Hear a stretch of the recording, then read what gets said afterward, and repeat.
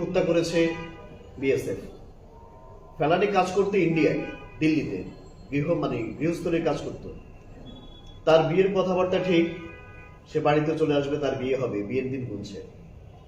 তার বাবাকে নিয়ে এসে দিল্লি থেকে রওনা দিয়ে, যখন সে রওনা দিয়ে আসার পথে বাংলাদেশে ঢুকার ঠিক আগ মুহূর্তে কাঁটাতারে বেড়ায় যখন তারা দুজন আটকে যায়, তখন বিএসএফ কিশোরীকে গুলি করে, ফেলানিকে গুলি করে তার লাশ এই কাঁটাতারের উপরে ঝুলিয়ে রাখে। 5 ঘন্টা ঝুলেছিল তার লাশ।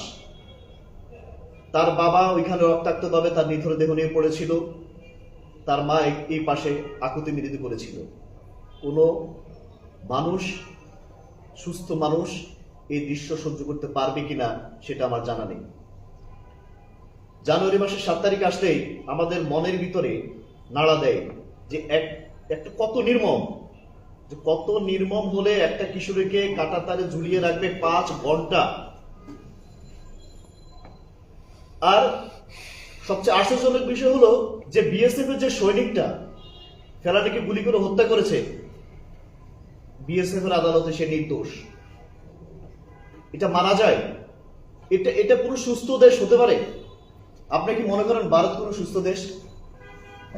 আমি একটু সময় নেই, তার একটু বলি।